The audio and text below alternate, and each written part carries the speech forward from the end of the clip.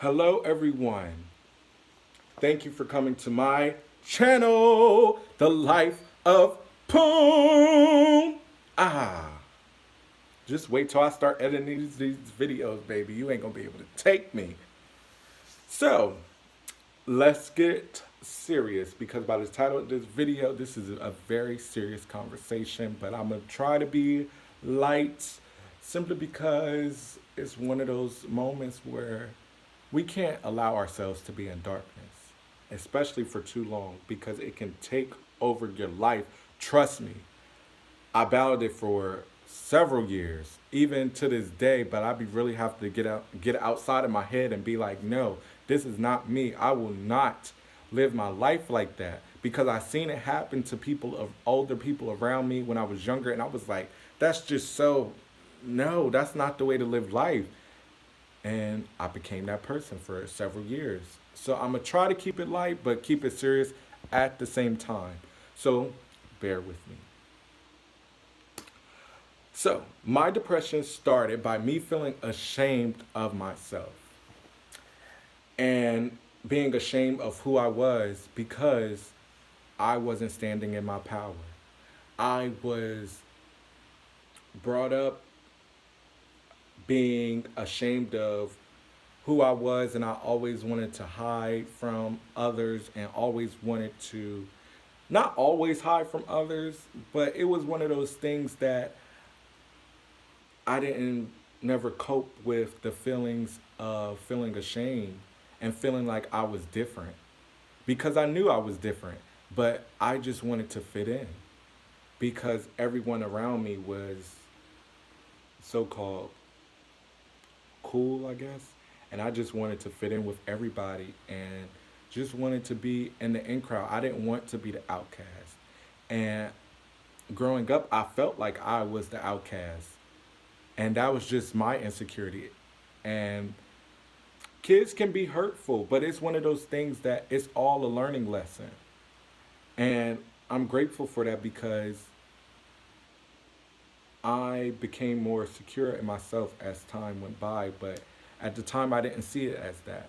I was just so hurt and, like I said, ashamed that I would pray for things to be different. I would like want things to be different so bad and pray for me to just be different. And in all honesty, I was different. And I have to embrace my difference because if everybody was the same, it would be a boring life. So I had to stand in my power by accepting myself, flaws and all. And I didn't accept myself because I was hard on myself my entire life. And that's what caused it. That was the starter of it because I was always hard on myself. I never allowed myself to fully embrace things and fully be happy with things because I was always hard on myself. I would just criticize myself for everything, the way I walk, the way I talk, the way that I accomplished this goal, the way that I was almost close but didn't accomplish this goal. I would constantly beat myself up. Instead of building me up, I would tear me down. Instead of letting my mind be my biggest cheerleader, it was my downfall. And that's not the way to live life because if you continue doing that, depression will come. And the number one thing that I never did was forgive myself. I would never forgive myself. And it was one of those things I would pray every day. Please, God, universe, please forgive me, please forgive me, please forgive me. But I didn't realize that it was me who I needed to forgive. I needed to forgive myself because, yes, God, universe, whatever you want to believe in, they already forgiven you because no one's perfect. And that's one of the things. None of us down here is perfect. So why are you trying to be perfect? And I know with me, I would never forgive myself. I would hold on to things that happened to me when I was like 10 and didn't even notice it. Didn't even want to recognize my feelings. I just suppressed my feelings and wanted to act like it never happened. But things don't work out that way with life. When things happen, I'm a firm believer that deal with it. It may hurt to deal with it, but if you suppress that energy, it's going to come out. whether you like it or not, and you never know who it's going to come out on. And sometimes we really take it out on people close to us because, in a sick way, we know that they love us. And that's one thing I had to learn, that I cannot do that to people that I love, that loves me so deeply. And I had to learn how to forgive myself. So, by me not forgiving myself, I started smoking weed to suppress my feelings of anxiety and all the hurt that was accumulating within inside me. I just tried to suppress that energy because I just felt like, how can I let this energy out? And I would have released that energy if I would have just sat with those feelings, for that discomfort, for like a little while, and acknowledge what I've been through. But I didn't want to acknowledge it. I just wanted to suppress it down and act like it didn't matter. And it just accumulated. And one day I just woke up and I was just felt the shame. I was depressed. I felt like nothing good was ever going to come to me. And I started smoking mostly every day. I tried to smoke away the pressure of life and anxiety, and especially the anxiety of what's next. I tried to smoke it away because I didn't know what I wanted to be. I didn't know where I wanted to go, and I was scared of that because I just felt like, how am I ever going to achieve success if I don't even know where I'm going? So I was constantly indulging in weed and smoking and drinking, and it was just one of those things where I'm like, oh, it's just fun, whatever. But I wasn't seeing a deeper issue at hand. And I was always scared of what's next in my life. And I would think pessimistically about my future instead of optimistically. You know what I'm saying? Hopefully you know what I'm saying. Hopefully you keeping up. But I wouldn't think positive about my future. I would always think negative. I didn't think that things were going to get better for me. And that was the lie that the enemy wanted me to know.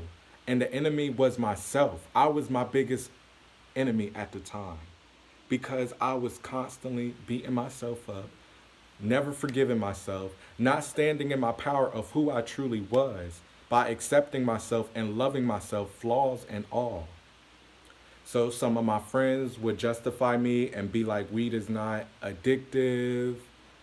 But you see, I was doing it every day and thought about it constantly.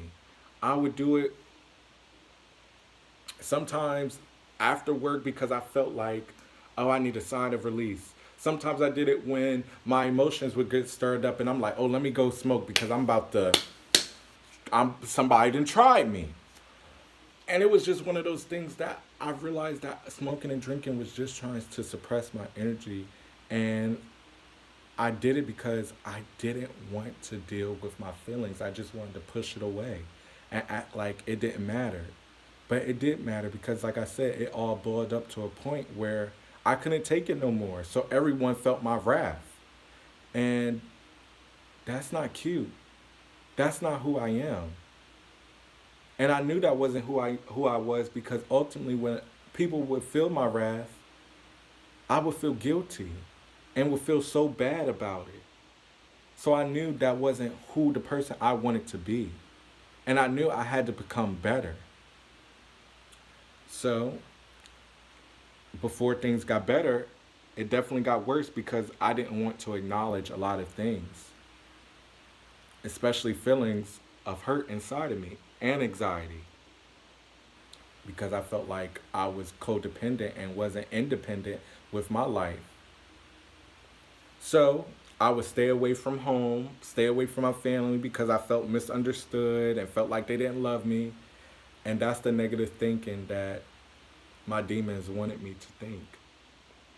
I would go to parties and be like, oh, I'm having so much fun. But in all honesty, it's been a few times where I left a party and I cried because I wasn't happy, because I was beating myself up, because I wasn't forgiving myself, because I felt ashamed of who I was, because I didn't know what the future held for me. And instead of thinking positive, I thought negative. And depression ugly head in. And it was one of those things that it eventually turned to anger because I was angry with everything and everyone, and no amount of love could get me through that until I had to realize that I have to love me and stop putting others before me and stop suppressing my feelings and really just sit in my energy and realize certain things that I had to change and certain things that I had to work through and certain feelings that I've been trying to bury for so long, thinking that was helping me. But by me burying my feelings and acting like it never happened, it was actually hurting me more than I knew it. And then one day I just woke up and I was depressed. So I say all that to say to you, love you,